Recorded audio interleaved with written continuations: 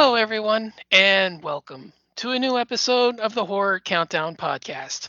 I'm your host, Don Nelly, and with me tonight is one of my oldest friends in podcasting, Phil Perron. Hey Don, thanks for having me on, and you said my name the proper French way there, so that's pretty awesome. Well, like I said, we've been friends for a while, and I picked a few things up along the way. But yeah, it's been a while since the Horror Mafia days, and I'm really glad to be able to catch you on my new venture. So thanks for coming on board and being a part of this. Yeah, absolutely. When you posted up on Facebook, and I just happened to be on that day, and it popped up that you were doing that, and I was like, oh, I instant message you immediately and say I'm on board, count me in. So Yeah, and that means we have a great topic for you tonight. We are going to be looking at our favorite aliens and space monsters. So this was a pretty interesting topic. Any kind of special preference for the topic? What inspired the choice? Anything like that that you'd like to share? yeah, actually, my actually favorite movie monster isn't vampires, zombies, or werewolves, or Jason, Michael Myers, or anything like that. My favorite movie monster is one that I don't feel gets enough movies, and that is the Greys. So the aliens with the big gray head that have like no hair or real features except for the big eyes. And for whatever reason, I don't know why, but they scare the hell out of me for some reason. Mm. And so I've always thought they were creepy.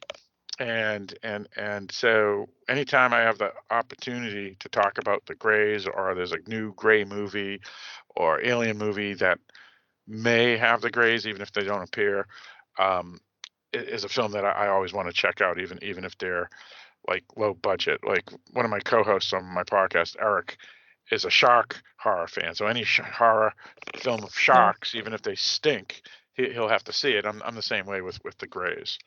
Well, he's in good company. I'm the same way with shark movies as well. So, but yeah, this was pretty fun. I kind of went through the classics and the standbys.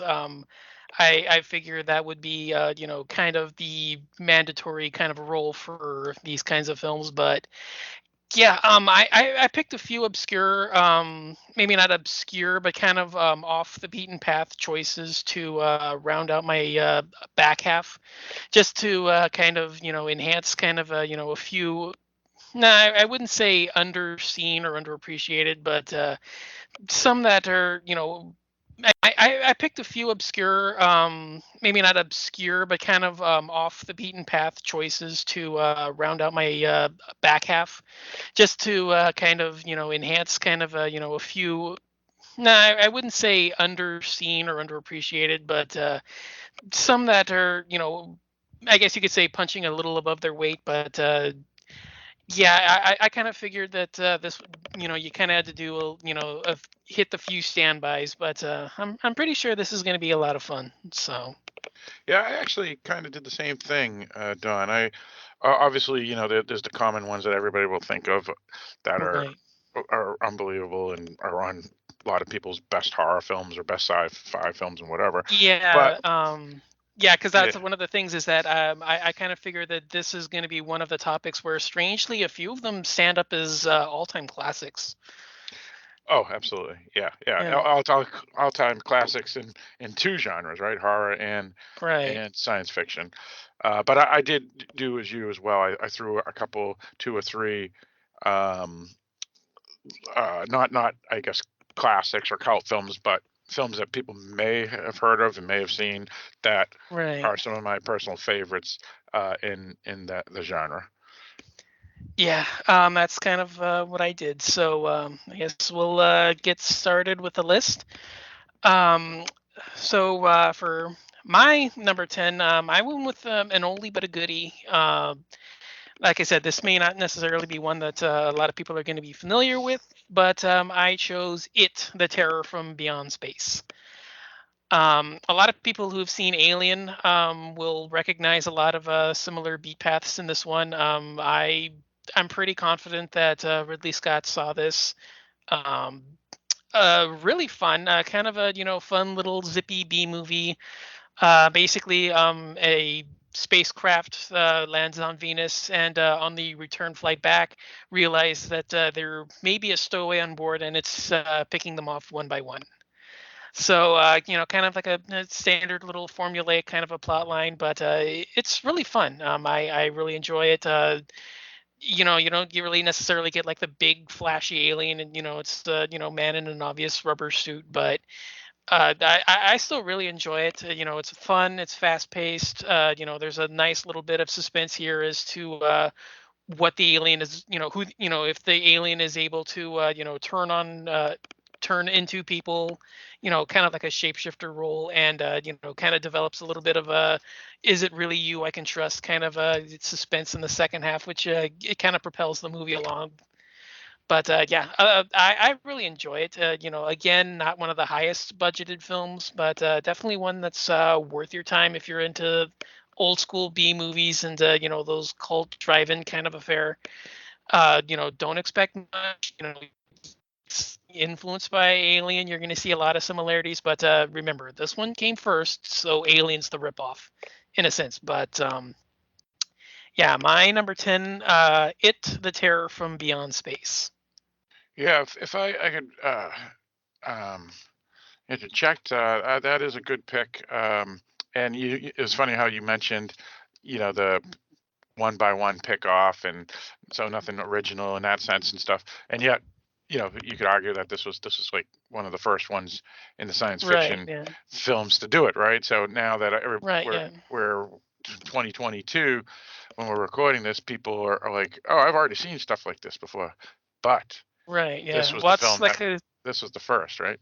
yeah. It's like I was saying. Yeah. You're gonna recognize a lot of stuff in Alien, but like I said, this is the one that came first. So Alien's actually the ripoff, not this one. Right, right, exactly. Yep. Well, I really shouldn't say ripoff. I mean, that's not Yeah, yeah. necessarily the proper term. It's more, No, not at all. taking it. Taking what worked from what came before. Exactly, exactly. Yeah, Yeah, that it's not you don't necessarily have a term for that, but that's what it is. It's taking what worked from what came before.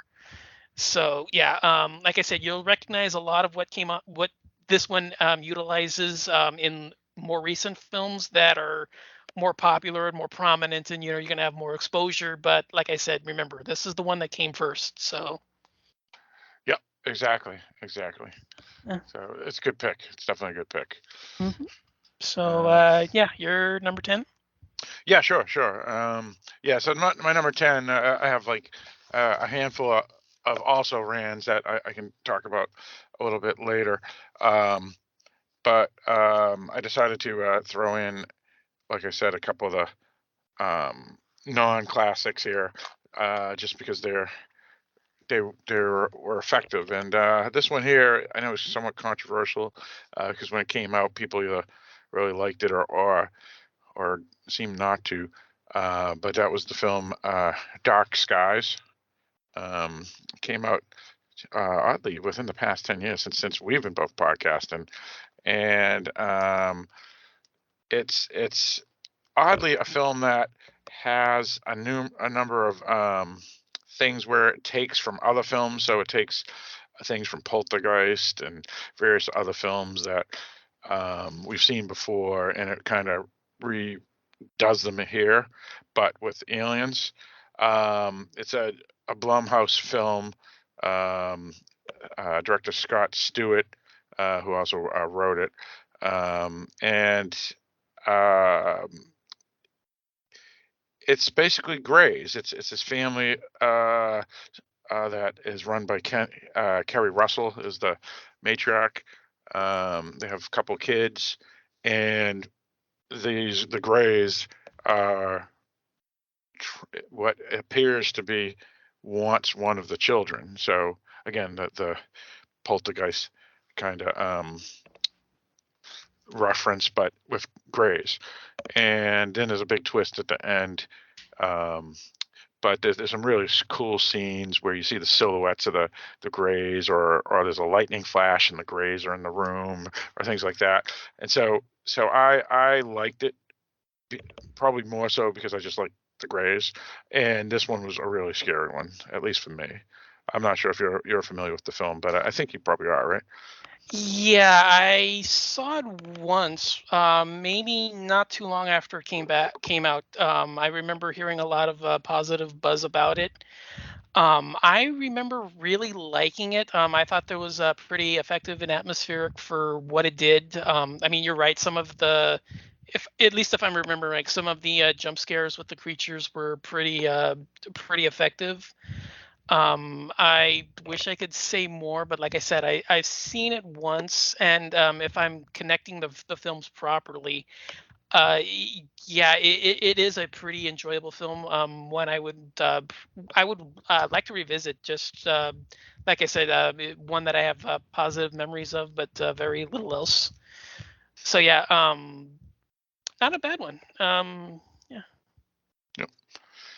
So yeah, moving on to my number nine. This is another one that, like I said, I think this one will probably be a little bit more renowned in the community than my number 10.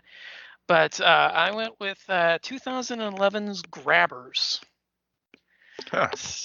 Yeah, this is, I believe, Scotland. Scotland or Ireland. I always get the two mixed up. It could be co-produced by both, but basically it's a small seaside community. They're basically, everybody knows each other. Nobody keeps any secrets from each other. And one day they realize that there's this alien spaceship that crashed off the shore and is living in the community and picking them off one by one. But they gradually come to discover that the alien is averse to alcohol. And it turns out that the community has to keep themselves drunk in order to avoid the creatures coming after them. So yeah, it's a horror comedy. Really fun. I have a lot. I have a good time with it. CGI creatures, but they're really effective. They're kind of a starfish kind of a thing. Massive tentacles, going all over the place. So yeah, it's just goofy, silly, goofy, silly fun. Not a whole lot to really get scared by, but some tense confrontations if you're in the scenario at hand. Even though, like I said, the majority of the film is played as a comedy, so they're drunk for most of it. All kinds of games to involving a who can chug the most beers, kind of a thing.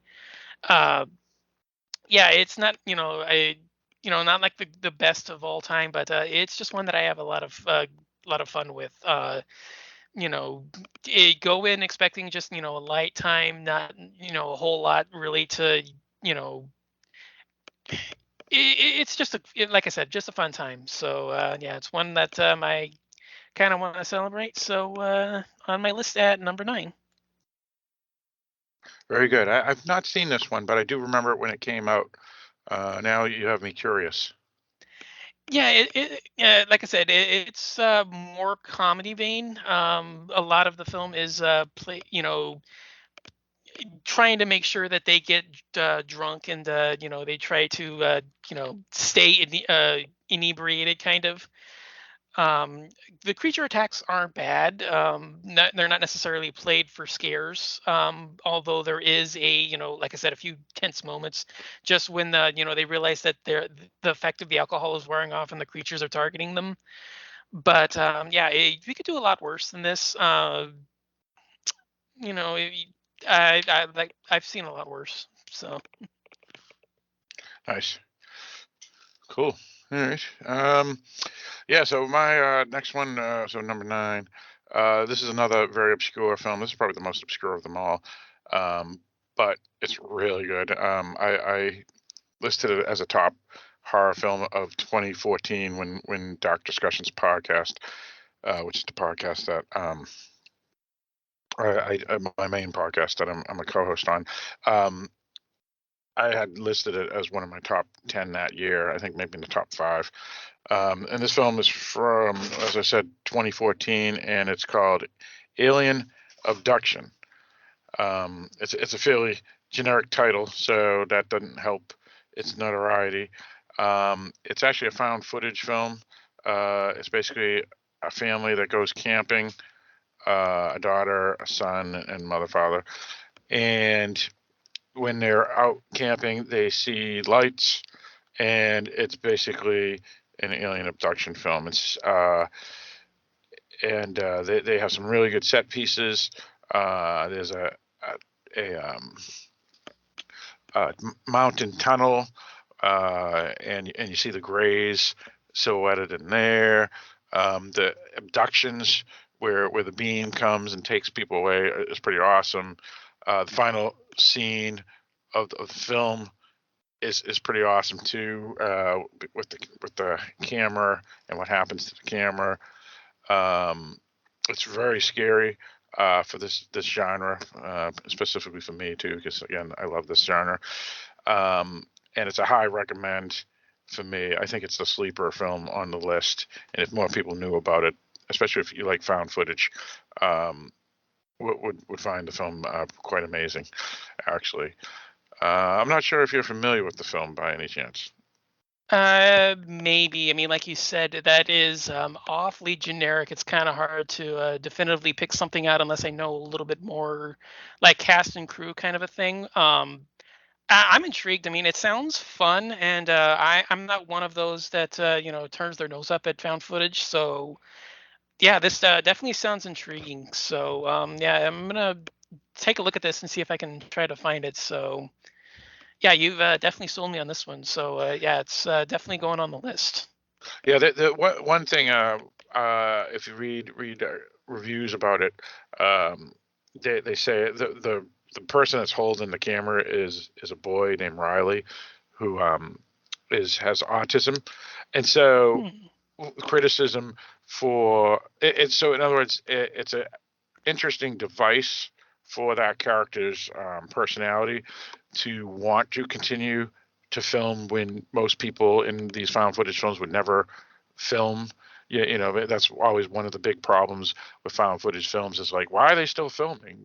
That's ridiculous. They wouldn't be filming.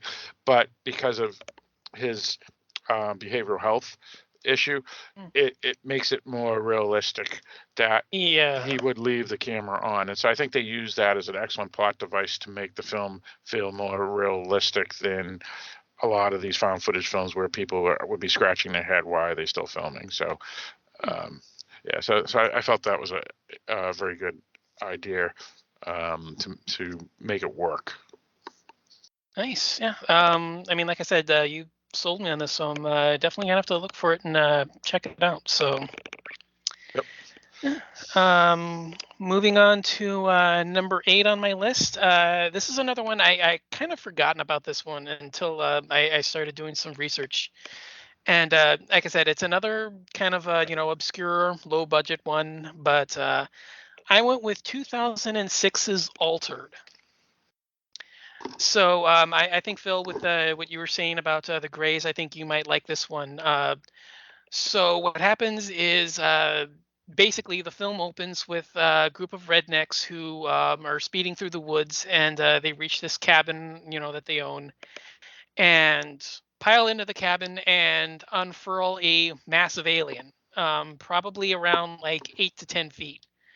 They place it in the table, and then the whole film then proceeds to basically be a combination of uh, for lack of a better term, torture porn, and is the thing taking me over and making me do things that I don't want to do, kind of a film. So basically, yeah, the film opens with the creature being kidnapped and taken into this cabin, and then either routinely tortured or basically everybody starts yelling at each other as this thing is taking me over, it's making me do things I don't want to do, or you're you're out of control, maybe we need to stop doing this, kind of a film.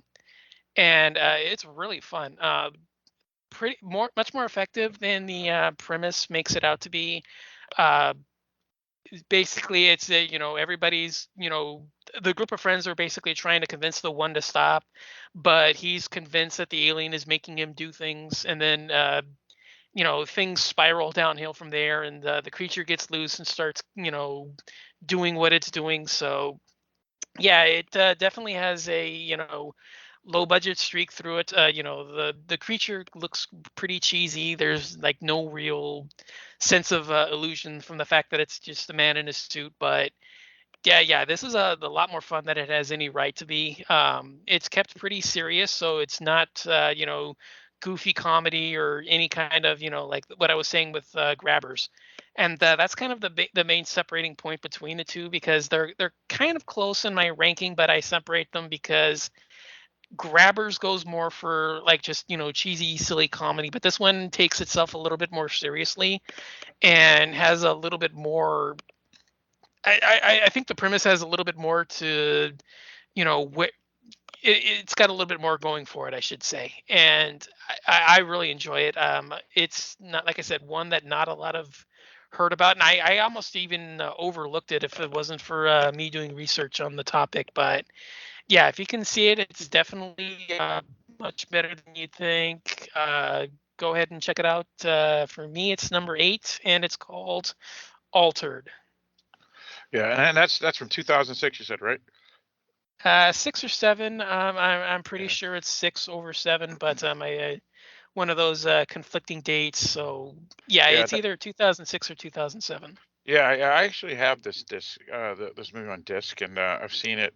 And the reason that I knew about it was because it's by Ed Sanchez and Yeah. written by Jamie Nash, and Ed Sanchez, for folks who aren't familiar, is one of the two directors of and writers of Blair Witch, and Hmm. Jamie Nash, um, after Ed Sanchez went on his own, has pretty much done every film that he's done, having Jamie Nash write the screenplays, and this was their first collaboration. And I would concur. This is a really good film, um, and an excellent choice for a film that some folks may not know about, by a couple of talented guys. Yeah, I think this was the first non-found footage project that Sanchez did, right? I think this was the first one where he tried Yeah, to shake the shackles of, being the found footage guy. I think this that's was the right. first one he did. Yeah. Yeah, Yeah. yeah. To be honest, it may be the only one, to be honest, that Oh yeah, isn't because found footage. Yeah. he went back and did Exist. That's right. Yeah, Because he he did did Exist, and Exist. He did Seventh Moon, which was a found footage. Lovely Molly was like 50-50, half found footage, half not. yeah, The yeah, because VHS 2 one that he did was found footage and stuff. Yeah, right, yeah. yeah, 'cause, yeah, I Oh, and could swear, I saw a few other found footage titles on his resume, and I think this actually could be the only one. So I know he did a few others before this, but I don't remember them. But yeah, I remember that this being like the one that he used to try to like break away. But I think everything else he's done has gone back to it. So yeah. Yep. yeah. All right, so we're moving on to number 8. All right, sounds good. Yeah, and again, this is a list of favorites, and obviously on these lists for you and me, there's probably going to be some common ground as well as some very obvious ones. And I think this is my first very obvious one. And this is the Arnold Schwarzenegger film Predator. Hmm. Um, so yeah, I mean, not really much to say to anybody who listens to your podcast. I'm sure everybody has seen this film. But for my experience with this film was interesting, is because I had never seen the film um, until I was like in my late 20s or early 30s, and that was like 10 to 15 years after the film came out. Uh, I just didn't bother seeing it. And then what happened one day? The New England Patriots, they during the games, they would usually play like Crazy Train from Ozzy Osbourne, or film clips that would psych the crowd up. And one of the film clips they would play would be um, the scene when Arnold Schwarzenegger lights the torch and he's covered with mud, and he screams to get the attention of the predator, and it was so awesome. The excitement of that scene in a stadium of like 60,000 people watching the New England Patriots crush somebody, that I asked like just some random person in the audience with me what that clip was from, and they told me it was Predator. So that's why I decided to finally see the film, and not surprisingly, the film was as awesome as that one scene. So rather than explain what the film's about, since everybody knows about it, I figured to just explain how I actually decided to finally watch the film itself. And yeah, it's a great film. I love it. Nice. Yeah. I mean, it's gonna not shock you in the slightest that it's on my list as well. So yeah, it's pretty cool. I mean, I'll reveal mine when I saw it, because I actually have a pretty unique origin story for that one as well. So Oh, really? yeah, so I'll reveal that when the time comes. So we'll move on to number 7. This is one that was a staple of my youth, and once I reveal it, it should be pretty obvious why. I went with 1985's Life Force. Yep, that's a great one. Yeah. Yeah, I mean, even beyond the obvious, red-blooded male urges with the associated with the title. I've always really kind of enjoyed it. It's always kind of not. I wouldn't necessarily say it's one of my favorite Toby Hooper films, but it's always one that I've always that kind of gets short shafted in his catalog.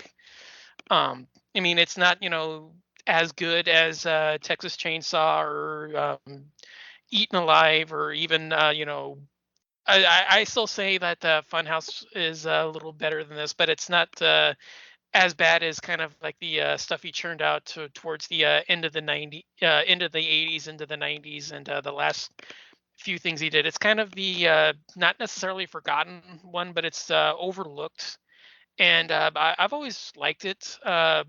Great first half, lots of mystery involving the strange beings and military interventions, trying to figure out who they are. Kind of slows down a little in the second half when she escapes and turns into a trek across England, trying to track her down and figure out what's all these strange sightings and attacks are happening. But full bore action spectacle in the third half, really fun, over the top kind of 70s style spectacle on a 80s budget. I've always really liked it. Again, red-blooded male urges kind of dominate my thoughts on this, but it's definitely worth a watch beyond those factors. So, again, give it a look if you haven't seen it. But yeah, my number 7 is Life Force. Yeah, I would concur. I rewatched it just recently within the past, I don't know, 12 months, because for the 500th episode of Dark Discussions, every 50 episodes we pick a big film for a review, and because we usually avoid the big films because everybody has done the big films, so we always do like newer films or independent films and stuff. And but every 50th and just randomly the 500th episode, we put out a poll where each of our co-hosts gave 5 films of note, and one of our co-hosts, Barrett, had listed Life Force as one of his films to put on the poll, and that was the film that won out of like 20 films. And so we redid it, or did it for the first time on our podcast for the 500th, and that was my first time seeing it in like about 10 years or so. And I got the Scream Factory, and yeah, I forgot how good it was, because yeah, you're right. It always got some bad reviews when it first came out, and then it was like this film that just kind of disappeared from note for a while.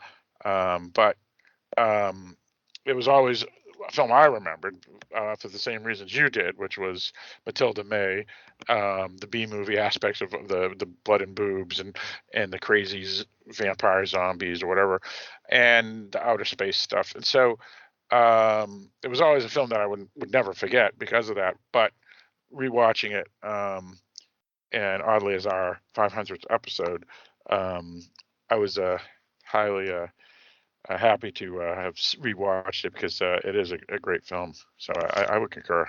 A hidden gem, a hidden gem. Yeah, I mean, like I said, it's not as high as his highs, but it's not as bad as his lows. It's kind of like that perfect little common ground in his catalog that kind of just gets overlooked. Yeah, absolutely. Well, and that's the thing. I mean, obviously, you can't compare it to Texas Chainsaw and Salem's Lot and Right. Poltergeist and Yeah. a few other films, but that he did. But it's easily a film had it been done by a director of less fame, it would have been probably remembered as their best film, More than possibly. likely, Because yeah. That's a good comparison. Yeah. yeah, A director of lesser repute would probably claim this as, if not their best, at least in their upper catalog. indeed, absolutely. Yep. Yeah. So I guess we'll move on to numbers. Your number 7. Oh yeah, right. I'm sorry. Yeah. Yeah. So my number seven. This one is actually another one from my youth, like Life Force, but different because this film was one of those films that would pop up on TV once a year before video and before VOD and stuff, similar to like Wizard of Oz or the Ten Commandments that everybody would just watch because it's back, you know, and because I'm old, and this one was called The War of the Worlds from 1953.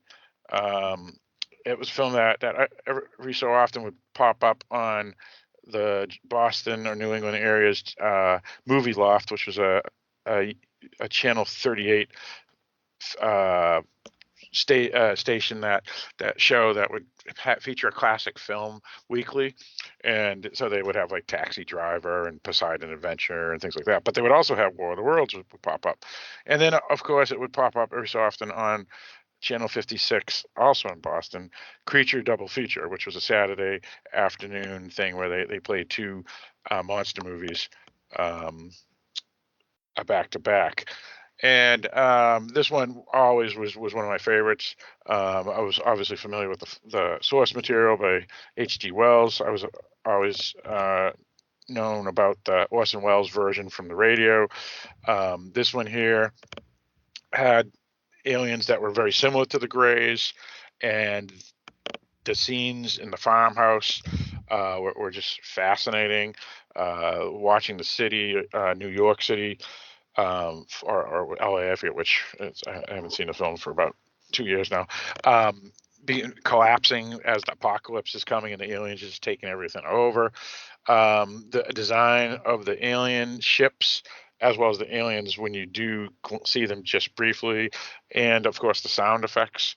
Anybody who's seen the film will know exactly what I'm talking about. Were amazing. The death scene, the first death scene where the three people get lasered, were just incredible. And of course, the ending again for book that's over 130 years old and a movie that's now over 70 years old, or pretty close to 70 years old, um, to find out what kills the aliens isn't man's military, but simply the fact that the aliens breathe Earth air, and they died off from microorganisms such as the common cold because they weren't immune to it like we are. So it was just a great premise, a brilliant story by one of the greatest authors of all time, and probably one of the best adaptions, even though they moved it from England to the U.S. and they moved it from 1880s to the 1950s. It was just a great film. Nice. Yeah. I mean, like you, it's just been a while since I've seen it. Probably going maybe closer to a decade, if not a little more. But yeah, it's actually one of the first films I ever saw. It's actually my dad's favorite film of all time. So when he learned that I was kind of interested in film and was kind of getting my feet wet, exploring all the kinds of genres and what exploring film in general. It was one of the films that he showed me, and I really liked it. Um, I spent a little bit more time, you know, researching the backstory and history and all that kind of stuff than he did. He was just kind of like just like in awe of the visuals and like seeing stuff, the ships flying down the streets and just blasting cities and cars apart, and seeing people vaporized in front of him, and the shots of the alien creatures walking amongst the ruins, like all that kind of stuff was more what he was interested in. um it's one that I would probably want to revisit. Like I said, it's been over a decade since I last watched it. It's always been one that I've been meaning to revisit, just never had the time to do it. But yeah, it's one of the first films I ever saw, and it's always one that kind of sticks with me because of that. So yeah, it's a great choice. So moving on to my number six. This is one that it's kind of like you. It's another one that I remember fondly from my youth, and one that I kind of cheated with this one, putting it on the list just because it may not be as true alien creatures as it should be, but it's always been one of my unsung favorites. 1959's Battle in Outer Space. So this one is it's a regular alien invasion movie. Alien ships appear in the sky, start raining threats down on humanity, saying give up the planet or we'll take it over. And mankind launches a counterattack and fights back. But the thing with this one is that it's done by the same creative team as the Godzilla films. So you'll recognize a lot of famous stars from that time period in front of and behind the camera, because it's the same crew. So familiar faces for tons of the old Japanese monster movies from the 50s and 60s. Same kind of spectacle, same kind of fun that we have.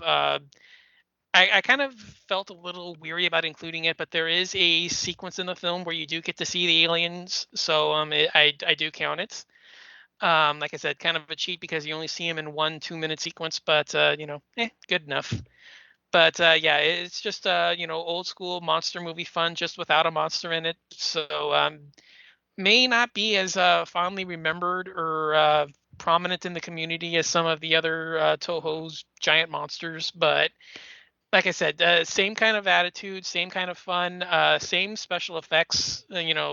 Instead of cities smashing by giant monsters, you get I think some of the most incredible scenes of destruction where they use laser powered energy beams, and they just blast the city apart, and you see these sequences of these stone skyscrapers just crumbling to dust and floating up into the atmosphere. It just looks incredible.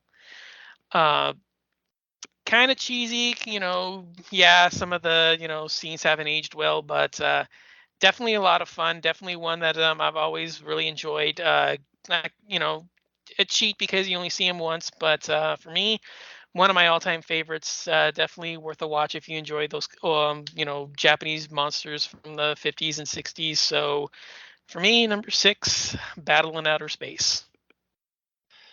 Yeah, I haven't seen this one, but I know of it, especially because of the director, um, Ishiro Yeah. Honda, who obviously is known for directing and co-writing the original Godzilla.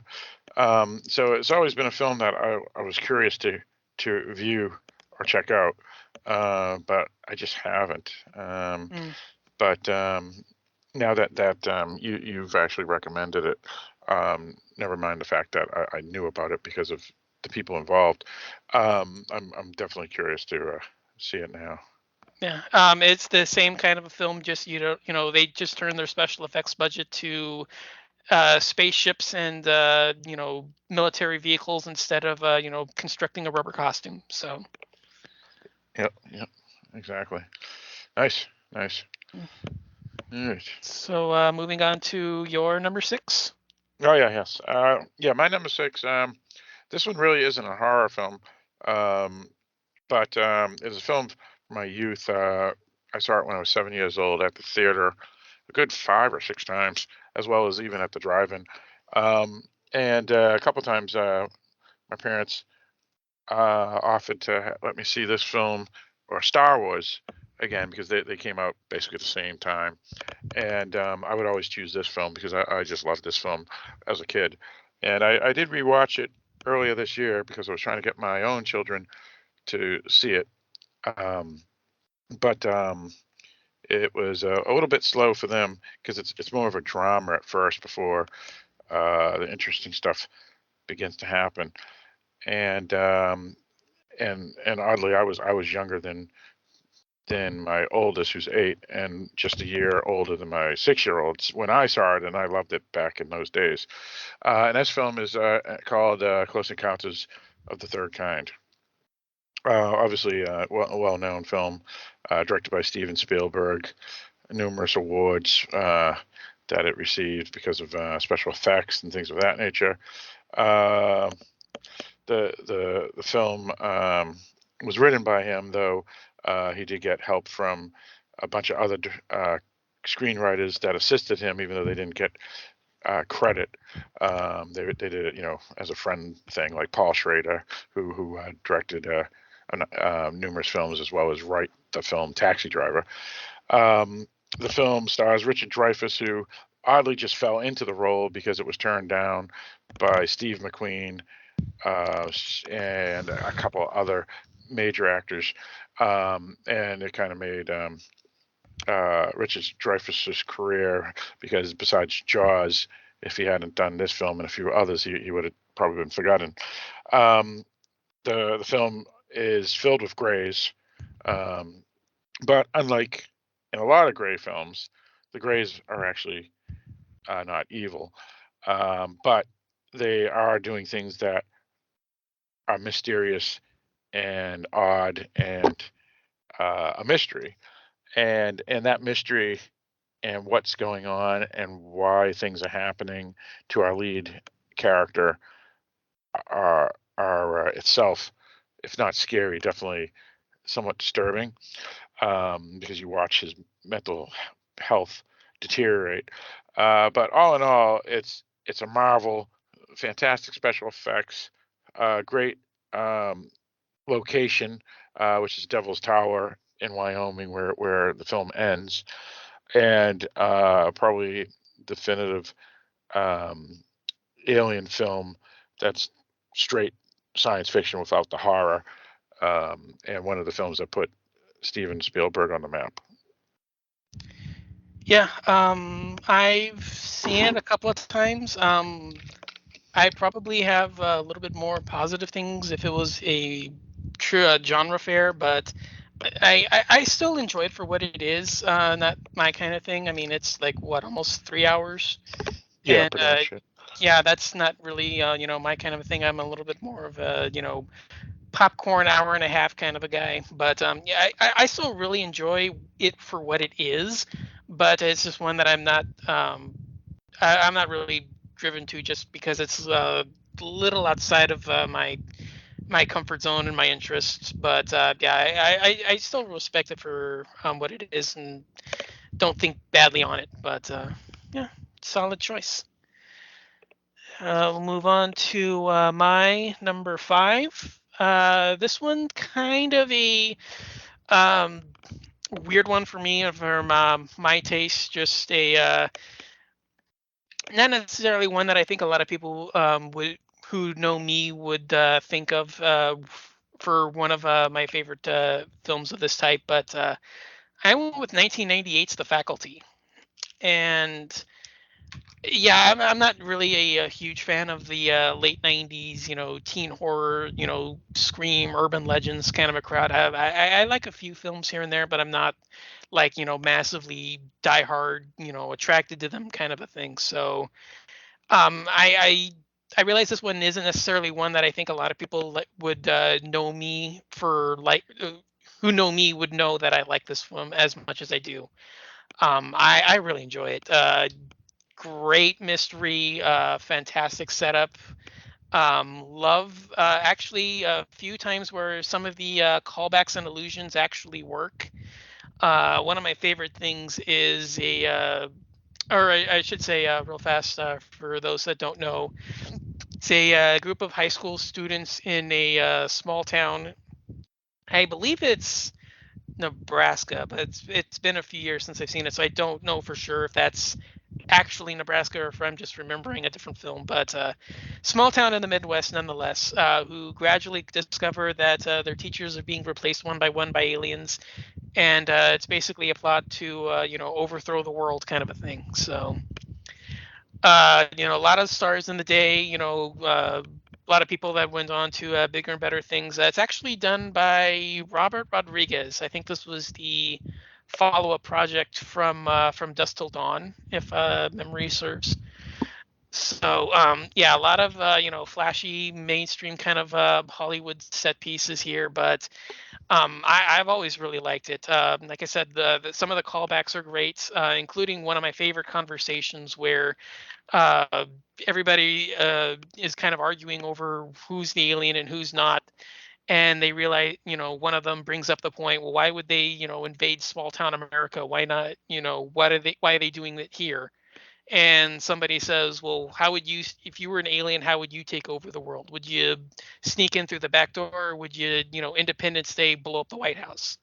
And it kind of leads them into arguing over it kind of like steers the conversation into a different direction. But stuff like that I always really enjoy, kind of intermingling different worlds and kind of creating your own mythos, kind of a thing. It's one of the things I really look for, and it's done great here. Fantastic alien.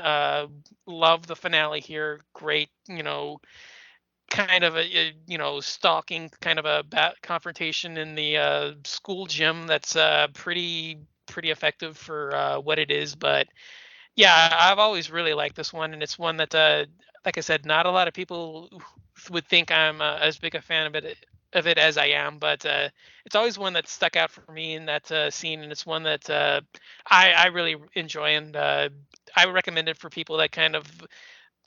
Nah, I wouldn't necessarily say the only thing that's out at the time is Scream, Urban Legend. I know what you did last summer, slasher films, but um, it's always one that just stuck out for me. So for me, my number five is The Faculty.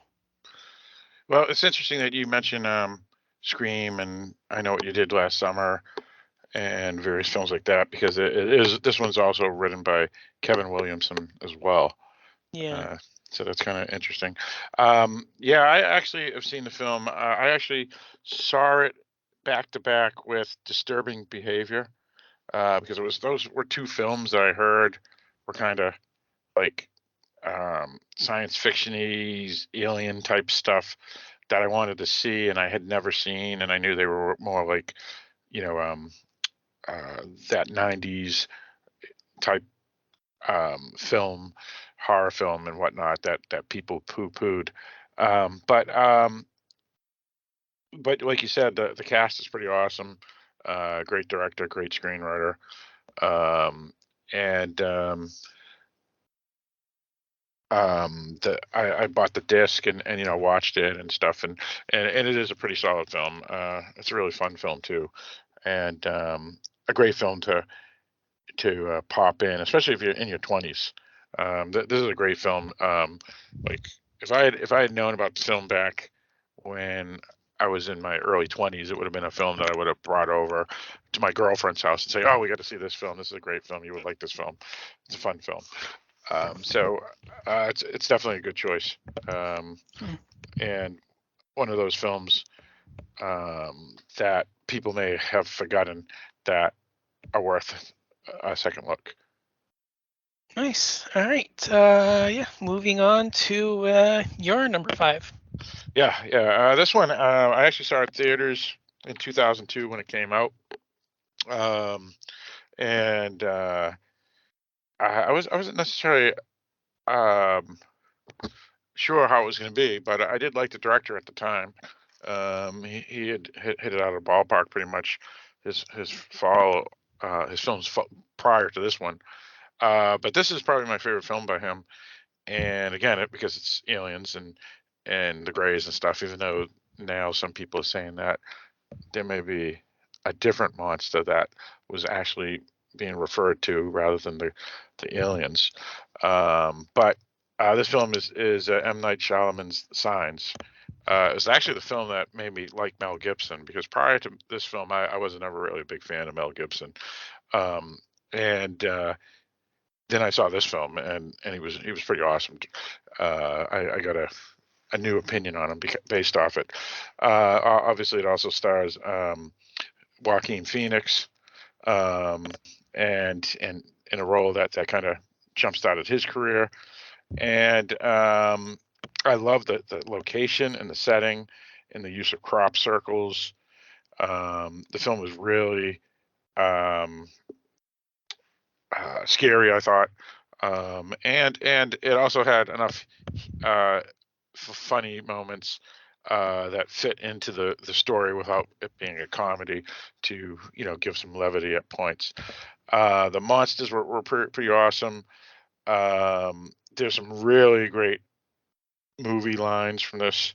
The conversation when Joaquin Phoenix and Mel Gibson are talking about death, and Mel Gibson being an ex Episcopal priest, and his loss of faith, and he's talking about his wife and what she said at her death, and he just says that it was just synapses snapping as the brain was dying, and Joaquin Phoenix says that he believes there's more, and Mel Gibson says we're all alone, and things of that nature. It was just really amazing. Some of the writing, but yeah, it was just a great film. It was a really scary film, and probably could have been at the top of my list if the next four films weren't as awesome as they were. Nice. Yeah. It's an honorable mention for me actually. For a lot of the same reasons. I'm not the biggest Shyamalan fan, but yeah, I still think this is probably my favorite film of his. Great setup. Some really tense and creepy scenes. A few standout moments. I mean, the infamous jump sequences worked on me, so I'm pretty sure you know which one you're referring to. But yeah, really solid. I'm still not a fan of the twist, which is pretty much where I usually fall with Shyamalan films. If I like the film but don't like the twist, I'm usually not a fan. But yeah, this is one of the few exceptions where I like the film, but I don't like the twist, even though I still think highly of it. So it's on my honorable mentions list, but yeah, it's still pretty fun and still has a lot to like about it. So Very good.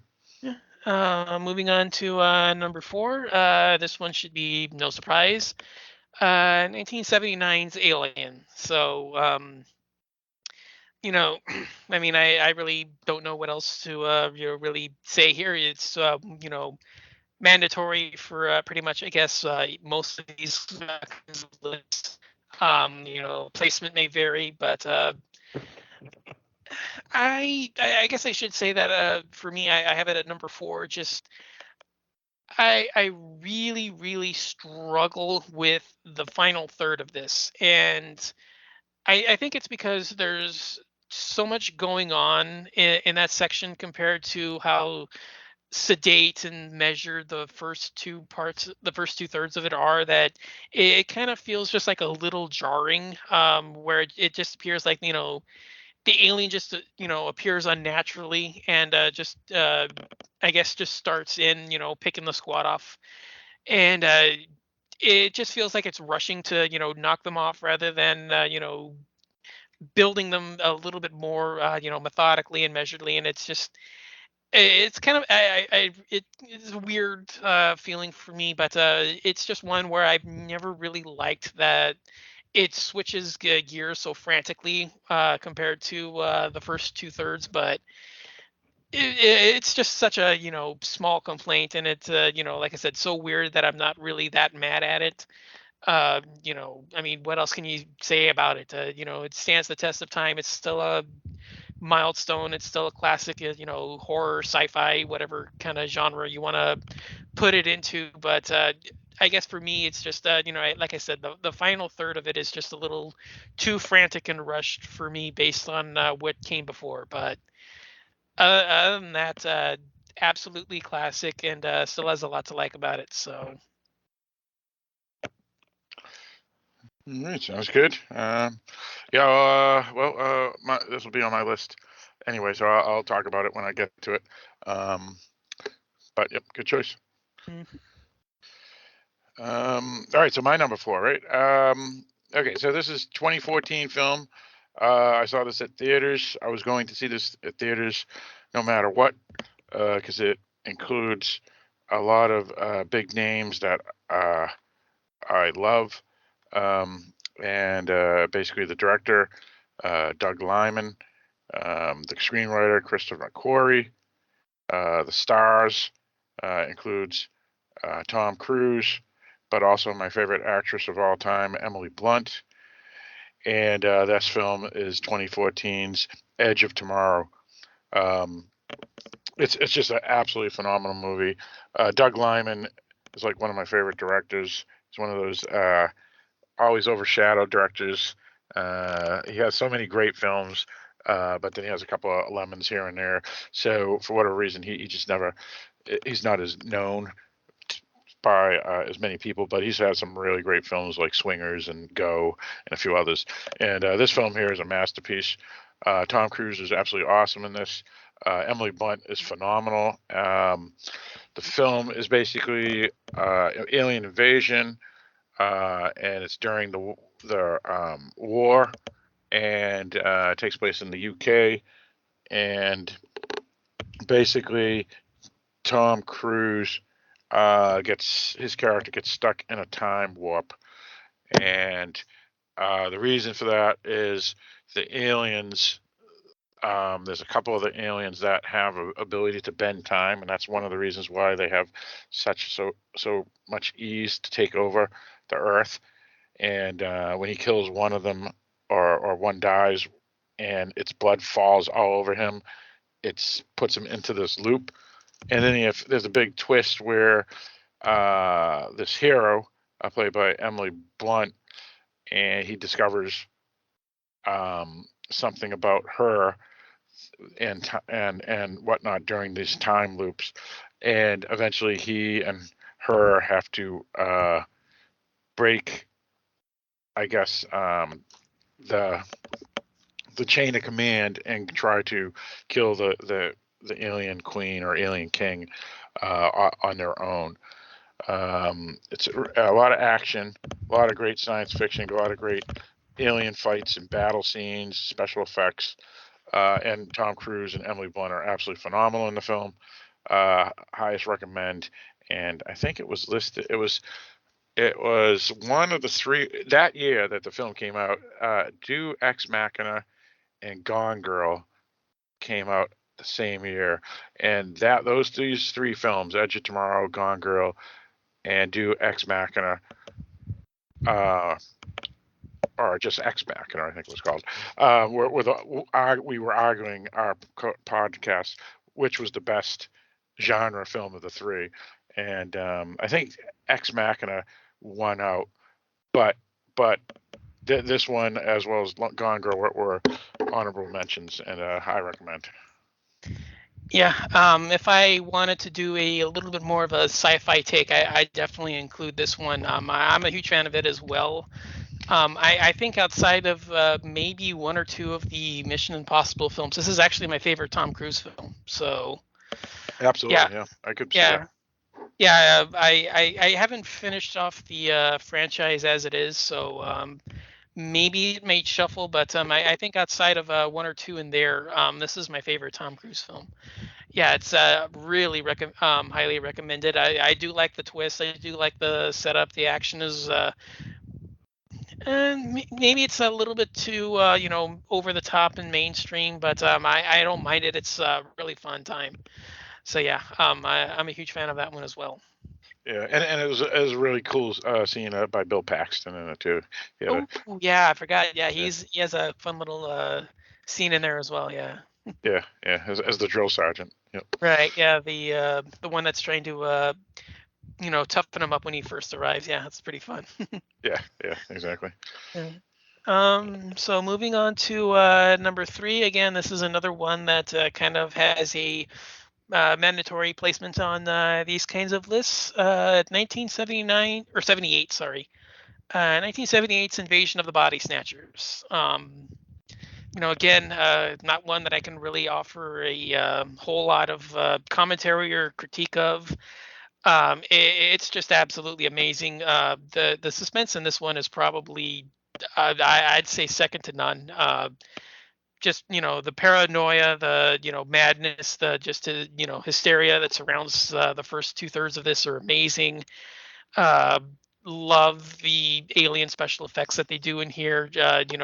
Early hints of body horror, not necessarily to the degree that when I say body horror, I imagine a lot of people think of like a Cronenberg kind of a thing, but definitely early precursor, if not necessarily just a few little slight touches here and there. But yeah, great stuff. Love the finale. Great twist at the end. Uh, One that it's just one that you really don't have much to say about, just because, I mean, what else can you add to the table that hasn't been said? But it's one that deserves its placement and still holds up to this day. I saw, maybe I would say, within the last 2 years. And yeah, it still holds up. It's still one of the best ever made. So it definitely deserves its placement on the list. So number three for me is Invasion of the Body Snatchers. All right. Well, to make it easy, number three for me is Invasion of the Body Snatchers, 1978 as well. Total Exactly. Yeah. coincidence. Total coincidence. Exactly. Uh, Yeah.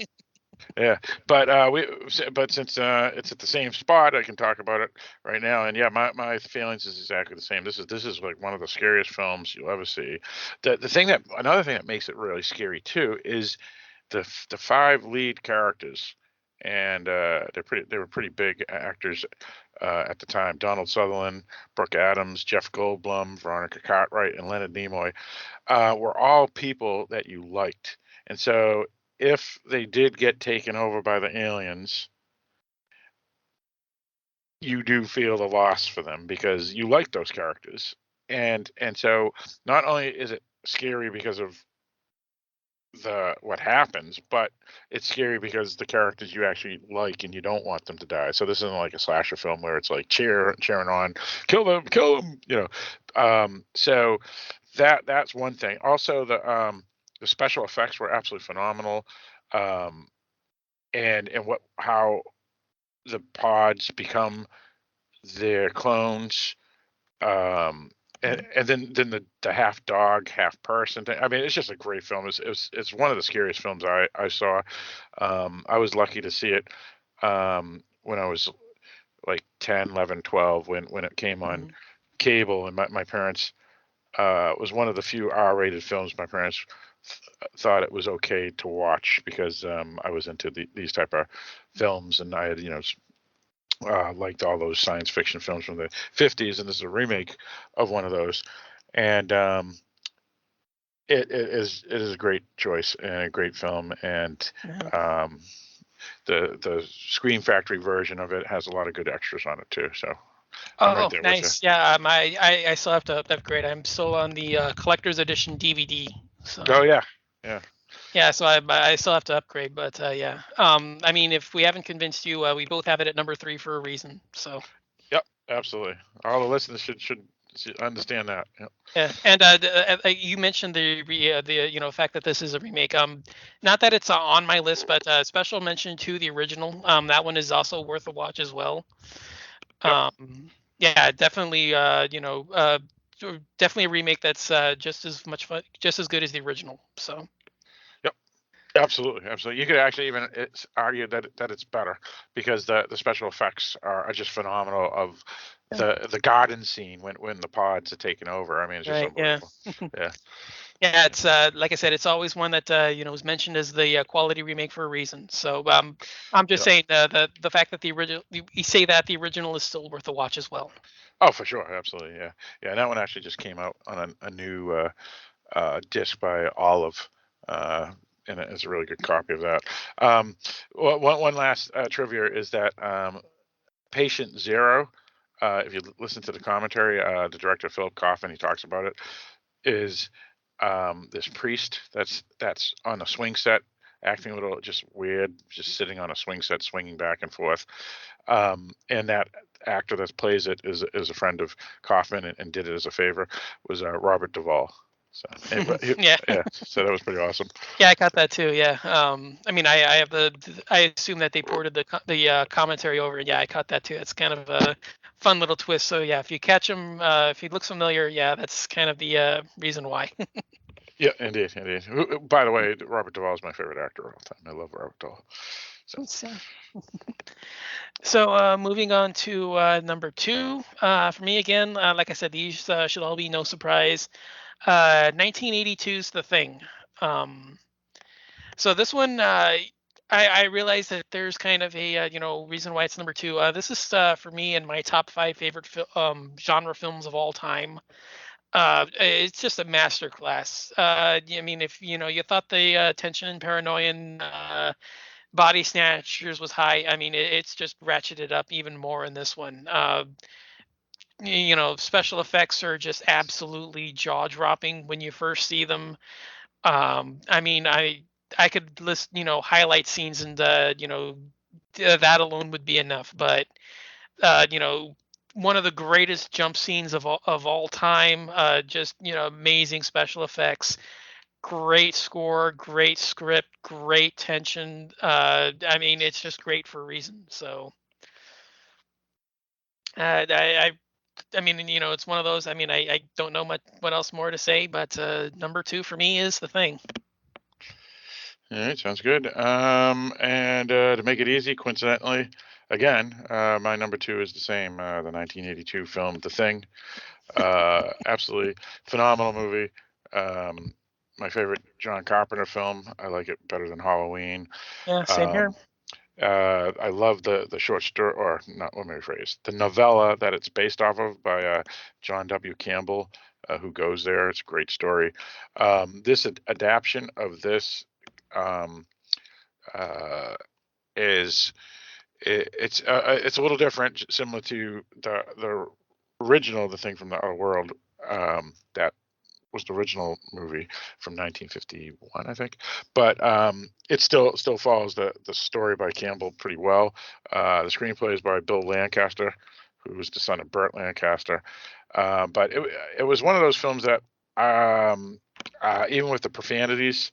Again, I was able to see it when I was 10 or 11 or 12. It was one of the few films, again, R-rated films that my parents allowed me to see. And the reason was because I had already read a graphic novel version of John W. Campbell's story, and so I knew the story anyway. And so, since they knew that I was familiar with it, they were okay with it, even though it had a lot of f bombs. Special effects are unbelievable.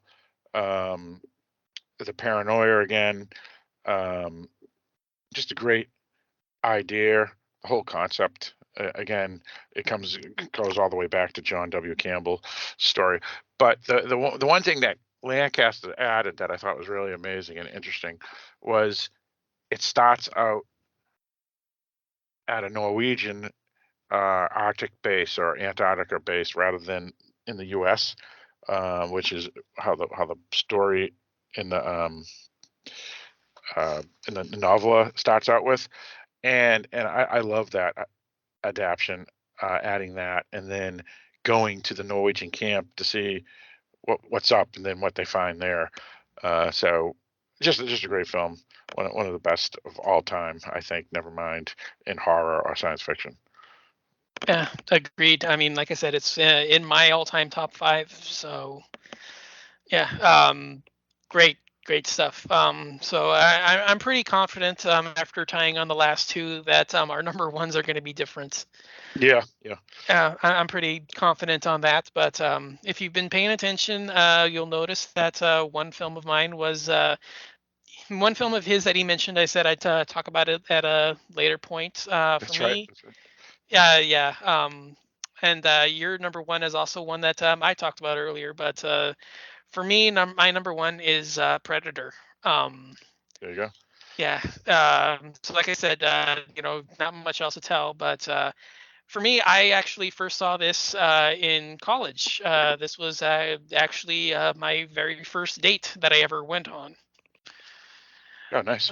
Yeah, so this was a freshman orientation that I ended up going to when I went to college. At that point, we were assigned a tour guide to, go along with and kind of, walk around the campus, kind of, just to life and all that. And mine was a girl. Refrain names for now, but yeah, it was the first date I ever went on. We went to a movie screening for incoming freshmen, and this was one of the films that they picked. This wasn't the first film of the evening that was shown, but it was the first full one that we attended together. If memory serves, I believe the first one was Spaceballs because it was 80s night. So the first movie was Spaceballs, then Predator, and I believe the third one was, oh god, my memory's fading me here. I want to say it was Back to the Future, but I'm not completely sold What on that. what But what year what year was this that you saw Predator? 2003. Okay, so it had already been out for a good Yeah, 16 years, but you just hadn't seen it yet. Okay, that's interesting. yeah. So yeah, that was due to the fact that I was kind of I wasn't really a gore hound growing up, so I wasn't into horror and genre kind of a horror and other kind of genre fare. It took me a while to get into it, so I was uh more into like the kaiju kind of sci-fi films, monster movies, and then based on my parents, not my grandparents, I was actually into a lot of Hitchcock. He was my favorite director growing up, and based.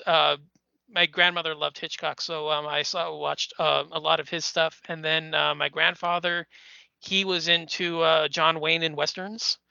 So that was my upbringing growing up, and from there I kind of graduated into like cult kind of action films. So I was into the like the 80s martial arts kind of a film. So horror and all that kind of stuff kind of came to me a little bit late. So it wasn't until I got a little bit older that I was really kind of a genre fan, and Predator was one that I had heard of. I'd seen clips of. I mean, I'd seen the scenes of Arnold doing the shootouts and all that. The action stuff at the beginning. But as soon as I saw the image of the Predator, it was kind of one that scared me away from it, even though I was like a huge Arnold fan. So that was like I said, the reason why I kind of shied away from it was the the look of the alien, and I was kind of like one where I didn't really feel like it was worth watching to like give me nightmares or anything like that. So even though it had Arnold in it that I was familiar with, I'd kind of steered away from it until I was later on. But yeah, Predator is my very first date. So Awesome. yeah. That's great. That's a great story. So yeah, like I said, my number one was a film you talked about. So I'm pretty sure your number one is one that I talked about. Yeah. This is a um 1979, I think. I should have checked this before I Yeah, even looked. 79. 79. Yep. Ridley Scott's Alien. Um, this film is arguably my favorite horror film of all time. Uh, I absolutely love this film. Um, the suspense, the mystery, the idea that the space jockey wasn't the alien, but only a poor slob like the humans would become, was brilliant. Um, I love the concept. Even I mean, now they've changed it completely, where it's the goo and all this other stuff and whatever. But and it was made. The aliens were genetically made by another. creature, if you've seen Prometheus and whatnot. But the original film as a standalone um, was just phenomenal. Dan O'Bannon's script was magnificent. This film scared the hell out of me. I liked the characters, so when they were being knocked off again, that made it more disturbing, similar to Invasion of the Body Snatchers. Um, and the music um, by Jerry Goldsmith, was great. It's one of the films that I usually try to revisit once a year. I do like the extended version or the director's cut better because it has a scene um, that they re-added that I always wanted to see because I had read the novelization by Harry Dean Foster, I think, or I think that's or I think that's the author that Arthur Dean Foster that made the novelization of the screenplay, and so I had read the screenplay even before I even seen the movie, and when I saw the movie and that wasn't there, I was like, oh, I got to see that. And then sure enough, I went to the theaters when they re-released it with that scene, and it was awesome. So I recommend my number one horror film of all time. It changes. It changes. I mean, I've had The Exorcist, and I've had The Omen, and I've had Alien, but Alien's been pretty steady for a good 15 years now. But yeah. Nice, yeah. I'm kind of like you. I actually as well prefer the director's cut over the theatrical. I think it just it flows a little bit better. I think it kind of just makes it feel a little bit more organic, and it flows a little better for me. The issues, like I said, with the frantic third half aren't as apparent in the director's cut, but yeah, I mean it's both of our tops for a reason. So. Yep. Indeed.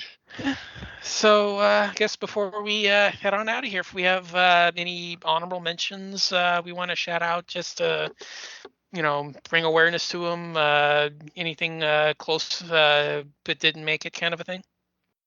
Yeah, I had a couple others, but uh, I wasn't able to get their titles again because I forgot the titles, unfortunately, and that's a Mm. shame because I should have brought them up. But I do have three of them that I have on the list. I have the Roger Corman film Queen of Blood from the late '60s. It's basically about um, people going to Mars, and there's a distress signal, and they land and they find this woman that's with green skin, and so they take her back, and she happens to be uh, someone that basically what is it drinks blood, but not like vampires. It's hard to explain, and she had done it already to another crew that they were heading to rescue. And so it was really, really cool. It was another one of those creature double feature films that always interested me. It wasn't as flashy as Godzilla's and the Universal films that would play during the creature features, but it was along with a lot of Corman films and Edgar Allan Poe films and stuff that would play, and it was one that always stuck with me and interested me, even though um, at the time as a child it wasn't as exciting for me. But as I got older, I began to like it more than a lot of those other films that I just mentioned. And then I had Cloverfield, which was a really great found footage with the alien monster, and then another alien or it.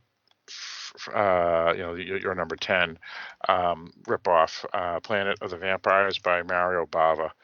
Uh, and it was a pretty cool film for a lot of reasons, not just because of the story, but it had the cool like 1960s outfits, the rubber suits that were form fitting on the woman with large breasts, and so it had the sex appeal, but it also had a cool monster, an alien planet that to explore. Also, the Angry Red Planet was another great one that I would highly recommend. So those are four that I thought of that could have made my list, and there was a fifth, and I wish I could remember it. Mm, Yeah, but anyway, those are four. Those are four. nice. Yeah. I will second Planet of the Vampires. That's actually an honorable mention on my list as well. Cool as that. Um, yeah. As you mentioned, Signs is also on there, but I had a couple of others. I also had The Green Slime, which is a Japanese Italian co-production. Oh, that's a good one. That's a good one. Yeah, that one's really fun, and the one that I really wanted to put on the list, but it kind of fell off just at the last second. Species, which another one that I was always a fan of for red-blooded male reasons, but kind of hard to justify it for other reasons beyond that because I haven't seen it in a while. So Which one was that one? What one was that? Species, Oh one yeah, yeah, that was a good one. Yeah, yeah, that had some. What's that actress? I loved her. Natasha Henstridge. Yeah, yeah, yeah. Yeah.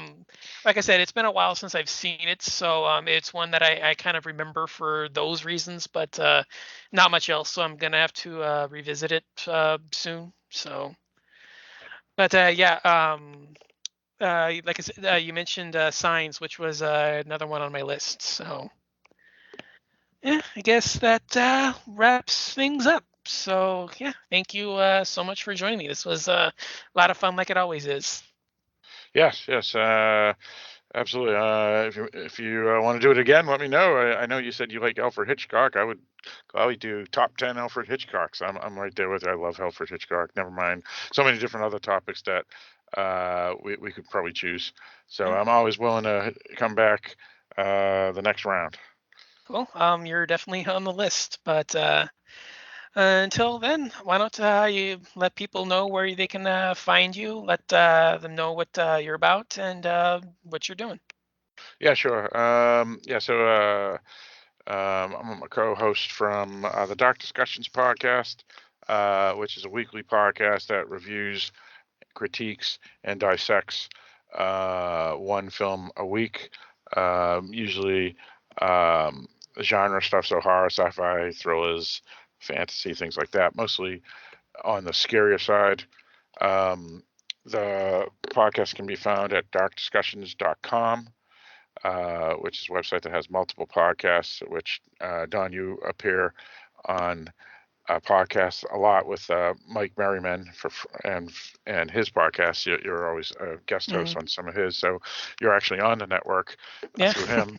And I do a number of other podcasts as well, including Halloween Boutique Psychotronic Reviews, which is like a catch-all podcast that does films that aren't just straight genre films.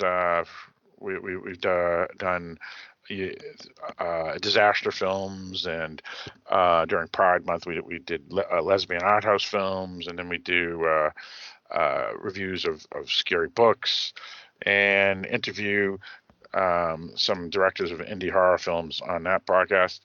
And then we do Cinema a la carte, which is our podcast of our co-hosts films that we want to do that don't necessarily fall into the Dark Discussions podcast.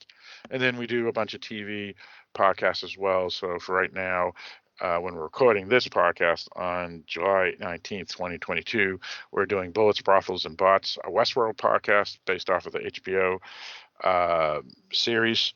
And then starting in August, we're doing the She-Hulk and the new Game of Thrones spin-off series. We're doing two podcasts weekly on those shows as well. And people can just find me also on Facebook, and also Dark Discussions Podcast Facebook group as well. Yeah. All right. And yeah, personally speaking, Dark Discussions is one of my favorite shows out there. Absolutely love you guys, and definitely one that I keep promoting for a reason. So yeah, personal shout out. They have my approval as definitely a show to listen to. So yeah, definitely go ahead and give them and all of their side shows a listen. Everything will be linked down below for you to check out. So, like I said, thank you so much for joining us, and we will see you next time.